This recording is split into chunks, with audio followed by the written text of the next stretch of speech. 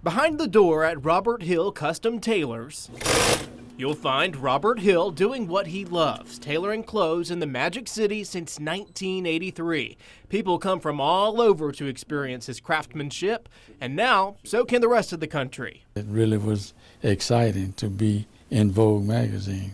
He's featured in the piece, The Black Tailors Who Kept Dandyism Alive for Decades. The article ties into this year's Met Gala theme, celebrating black style and culture, something Hill embraced long before the national spotlight. Matter of fact, I would wear a suit to school sometime and a pocket square, and it's just a tradition. He graduated from G.W. Carver High in Montgomery, where a gentleman's club taught students how to dress.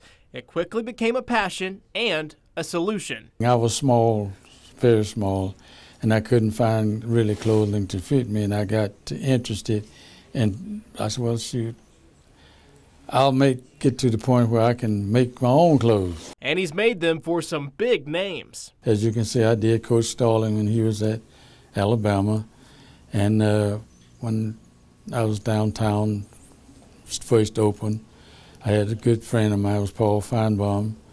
We did some of his clothes, when he started. Even local TV personalities. Steve Crocker. Oh yeah, Steve Crocker. That's one of my good clients. I do a lot of custom shirts for him as well. At 83 years old, he's still making quality pieces and hopes to pass his skills on. I don't want to retire, but I really would like to have some younger person or somebody to come in and kind of follow in my footsteps. I can train and get accustomed to what I do, how I do it. And they'll be in good hands. Even the editors at Vogue agree.